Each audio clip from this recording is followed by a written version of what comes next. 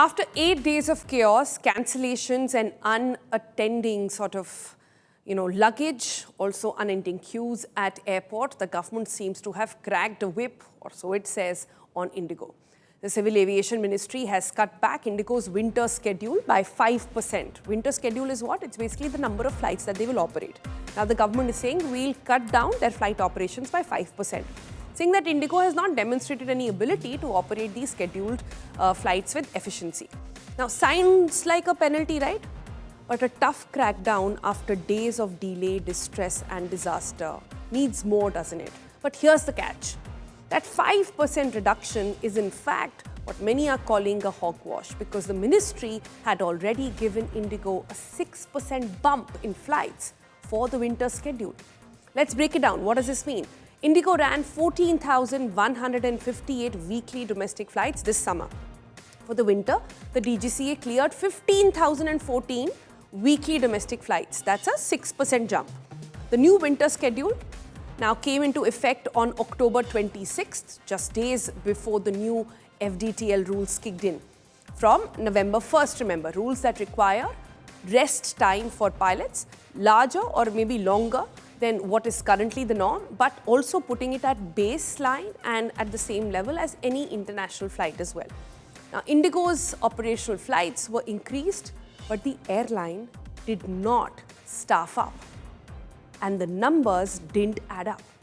November saw modest cancellations, but by early December, the mismatch exploded into a full-blown meltdown. Hundreds of flights that have been cancelled on every single day of December, and as per the new DGCA order, IndiGo will lose over 100 daily flights. This is not even matching with the number they were at before the winter schedule, by the way. But remember, even after what seems like a cutback in flight numbers, IndiGo still remains net positive compared to its summer, because the airline was gifted a larger schedule than it could handle in the first place. Who gave that clearance? That's the question we've been asking here on the program. Also, what's being sold as a punishment at this point? Is it really one, or is it a easy just a pacifying move that has been taken by the government to ensure that people stay calm, questions are not asked? At most, a correction, one can call it, after an over-optimistic expansion that set the stage for this crisis. Amit Bharadwaj joins us for the very latest on this. Amit, it's been crystal clear from day one that IndiGo was arm-twisting its way into operating the flights and running on rules that they wanted, that were profitable for IndiGo, profitable not for people like you and me who fly on these flights, profitable certainly not for the pilots who are fatigued and who urged for this marker or this rest time to be increased as well. Now, if you compare the 5% cut at this point, what is the rationale that the MOCA, that is the Ministry of Civil Aviation, is actually saying? Why did it stop at just 5%? Why haven't they cut off the entire winter schedule, which was higher? Sonal, very interestingly, a few days back when I had met Ramohan Naidu, the Civil Aviation's Minister, I had asked him a very specific question. If you were, you understood that IndiGo did not had enough pilots to run its regular affairs, regular planned flights, why give them a winter schedule increment?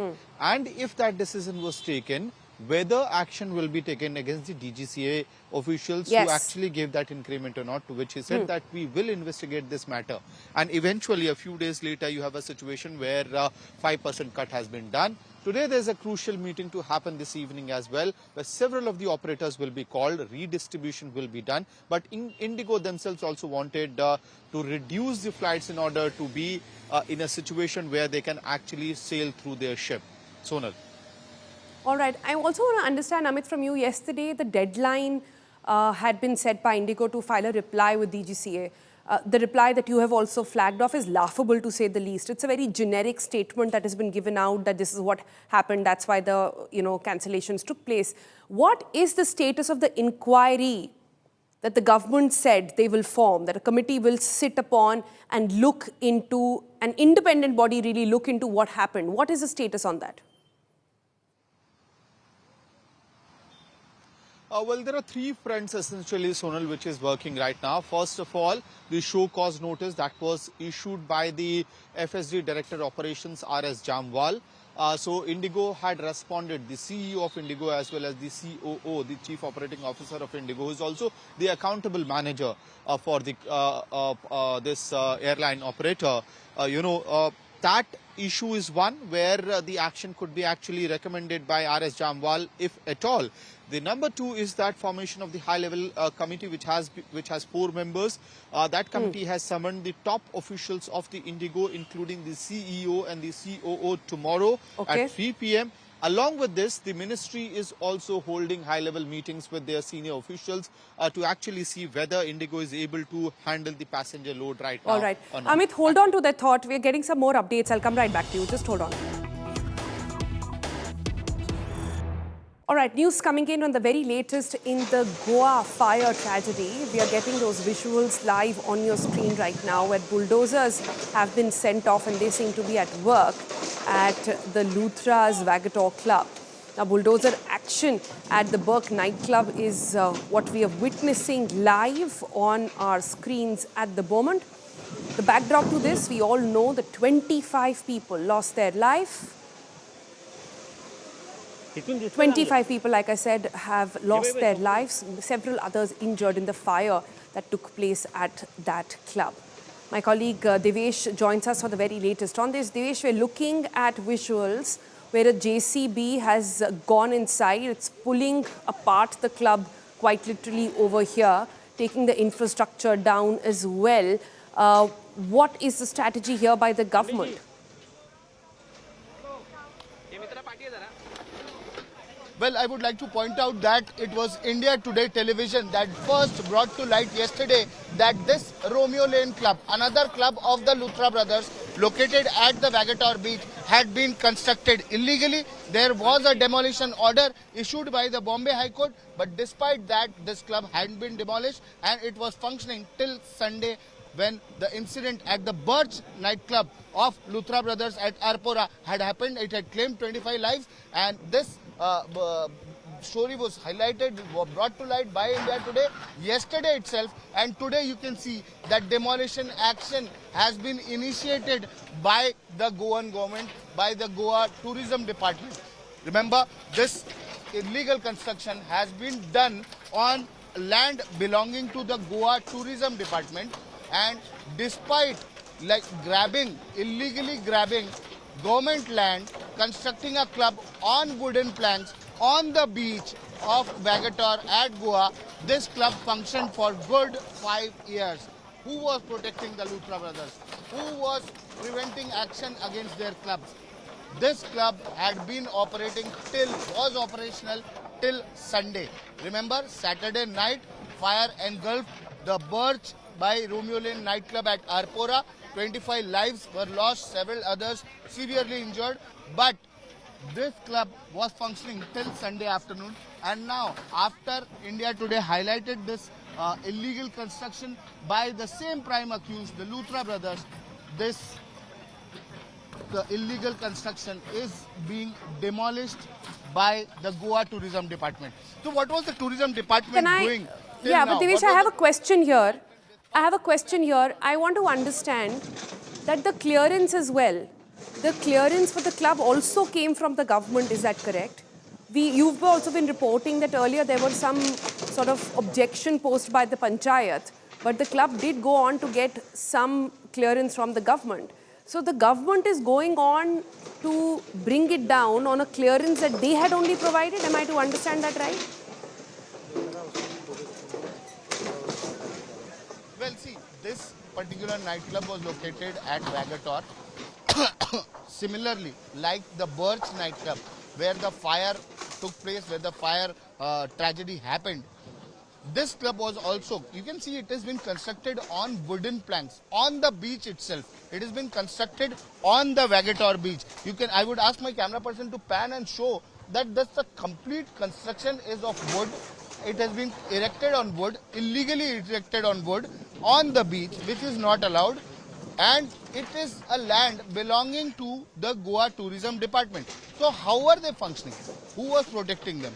who was not allowing, despite a Bombay High Court Goa bench order to carry out demolition on this property. There are activists who had complained to several authorities of the Goa government, but the action had not been taken. There was no action being taken.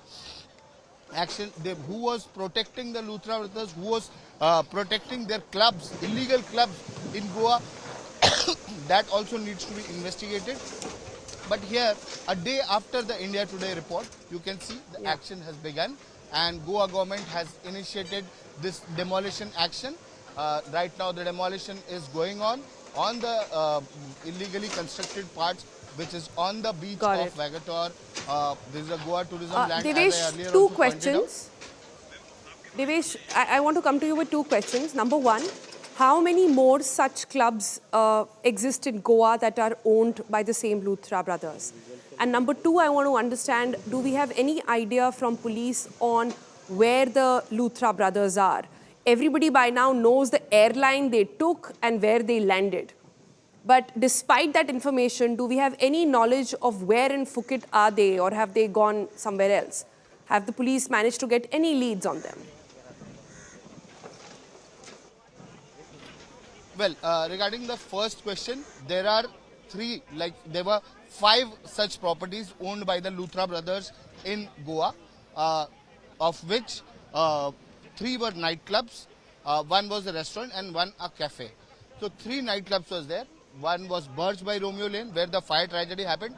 Second is this one, Romeo Lane, which is a bigger property, much bigger than the Burj property. This is a much bigger property. It starts from the hilltop and comes down till the beach, and it has been constructed illegally.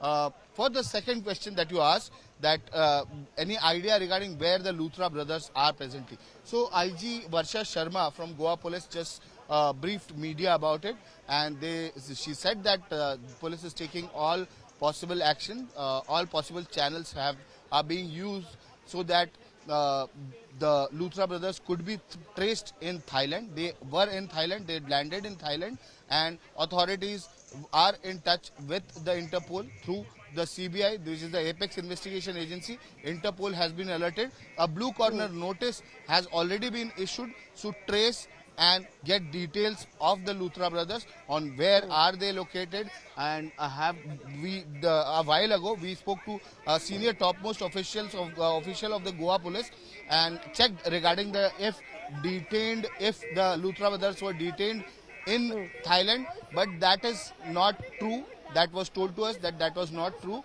Attempts were being made to trace them, and further with the help of Thailand authorities and further with the help of Interpol, they could be brought back, they can be brought back, and attempts are being made to detain and bring them back to the country so that they could face law, they could face justice for the death of 25 innocent citizens. Remember, 23 of them died in the basement because they suffocated to death. 2 of them charred to death. So who was responsible for death of Who's these responsible 25%? for that? Devesh, also I'm thinking we are just nearing the Christmas season. We are nearing New Year's as well. This is the time when Goa is most busy, when all flights are expensive, clubs are booked, hotels are booked as well.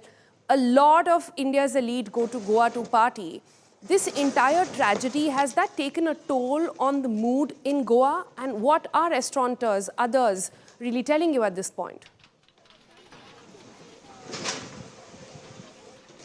Well, yes, this is the season where a lot of tourists come to Goa, and Goa is already seeing a surge in number of tourists who have come to Goa for holidays. It is the year end, many more tourists are going to come. But now the Goan government has emphasized that there will be regular checks. There will be checks that will be conducted in each and every nightclub. Audits will be done. Fire safety audits will be carried out so that no such incidents happen in future where innocent people lose their lives. So all precautions are being taken. But let's see for how long this action continues. So we need to wait and watch what the Goa government does in near future, like this, the tragedy has just happened. It was just 2 days back that 25 people have lost their lives. But we need to wait and check on what Goa government does. Just like, will it be regular practice? Will it be a regular practice? Regular audits will be done. Regular safety audits will be done. Whether permits will be checked.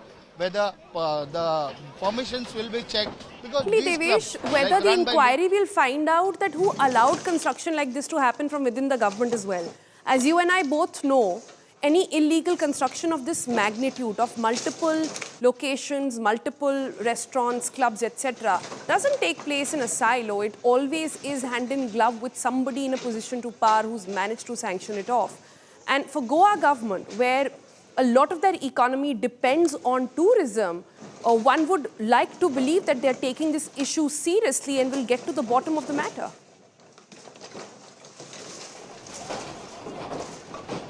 Well, exactly. Who was the person, who was the high and mighty person that was protecting these Luthra brothers?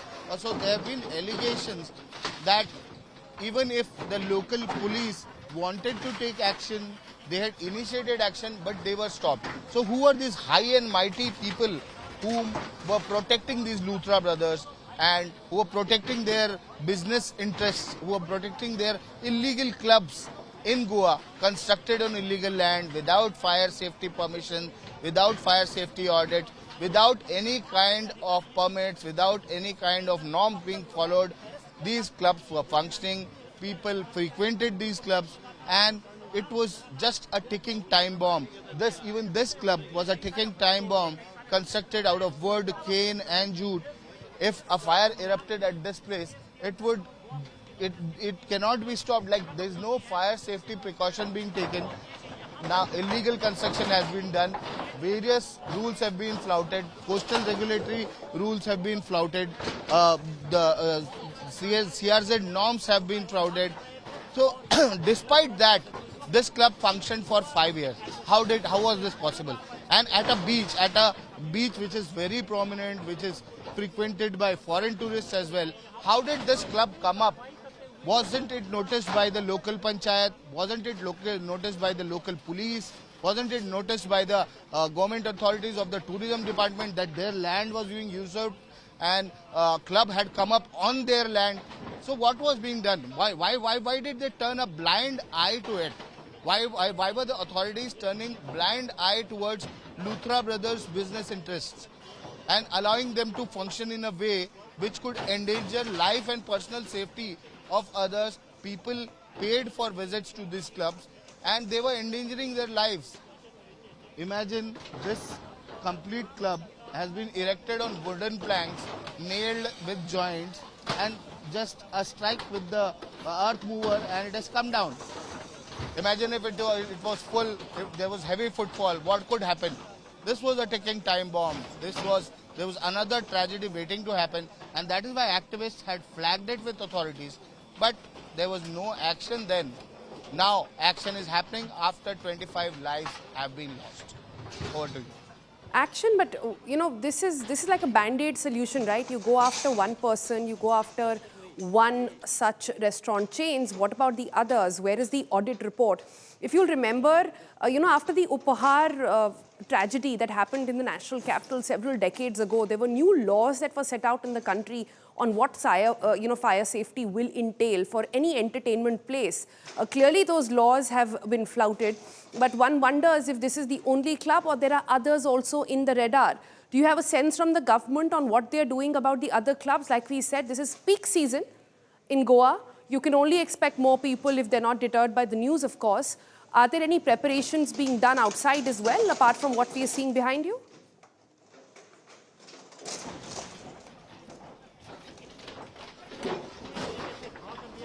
Well, yes, there are many. Government of Goa needs to work on this, needs to work and carry out a detailed audit of all the clubs that are located across Goa, of all those clubs that are located across Goa, so that no such incidents happen, no such tragedies happen, and people's lives are not lost. people who had come for to enjoy their evening, people who had come to enjoy their evening at the club lost their lives to a fire that erupted because of fireworks being used by the club management. They had used flammable material, and that flammable material led to became a death trap for 25 people. It became a death trap for 25 people who had come, like many of them were workers, many of them were employees of the club who lost their lives. There were four tourists who lost their lives because of some person who was trying to make a quick buck out of these illegal settlements, out of these illegal business interests, which had no permissions, which had no government permits, which had no permission from the panchayat or the town and country planning department, no trade license at all. But despite that, they had been functioning for years together. For years, they had been flouting noise pollution norms, the pollution board norms, the coastal regulatory norms, trade license norms. All those norms were flouted. They were not followed at all. But despite that, now this action is happening after 25 lives have been lost. Over to you. You know, if I can be candid about this, we all know that in India, if you go on to check permits of one place, it will be hard to find a place which is fully proofed, right? Which has all permits in place. That's just how we operate. If you go and find something, you will find a flaw. This is an open sort of secret of sorts that there are always, flouting of norms that takes place. But again, I'm coming back to that point. What is the plan of action that government has in mind? Are they putting any sort of certificates to be put out right at the entry of these clubs to boost confidence of people who are going inside? Is there an audit that has been ordered? Is there an independent inquiry that is taking place on this issue? Because right now these are very dramatic pictures, but like you said, this is getting after one person. This is also going behind one particular chain of restaurants. What about others that might exist and we don't know about? Well, exactly, you rightly pointed out. What about the others? Now, Luthra brothers have erected these. Luthra brothers have illegally created these clubs. They did not wait for permissions. They did not wait for any kind of permits, and they just erected these clubs. It is not possible for a layman to do that. It is not possible for an ordinary person to do that. They did have some kind of influence, some kind of protection from some person who was high and mighty and who was protecting them. And that is why no action has been taken. You put a brick at your place and the municipal authorities come running to your place asking you to remove that brick, or they'll demolish the complete wall.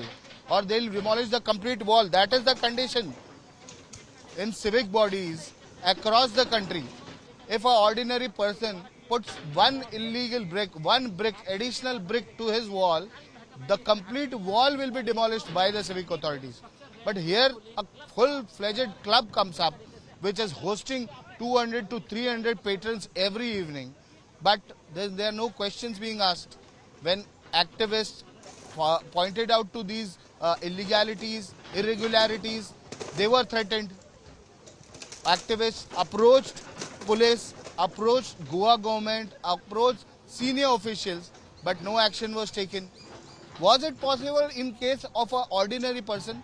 Was it possible in case of a layman? No, that won't be possible. But for Lutra brothers, they had a red carpet, and that is why not one or two, they had created 5 business interests, business entities in Goa itself, and they would be here once in a month or twice in a month to oversee the functioning of the club. But they had multiple clubs operating across India, and of which 5 were in Goa itself. How was this possible? This brings to a question that how was this possible? The person residing in Delhi, coming to Goa just for a day or two, and his club runs smoothly, a completely illegal club runs smoothly without any problems from the authorities, without any questions being asked. without any penal action being taken against them. Got it. Only after the Devesh, we'll come back to you to get more of those dramatic pictures that are coming in. For viewers who are just tuning in, let me just give you a very quick sort of brief here. If you're tuning in right now, these are pictures coming from outside the Romeo Club. It's owned by the same people who owned the club, where 25 people lost their life because the fire safety norms were not in place.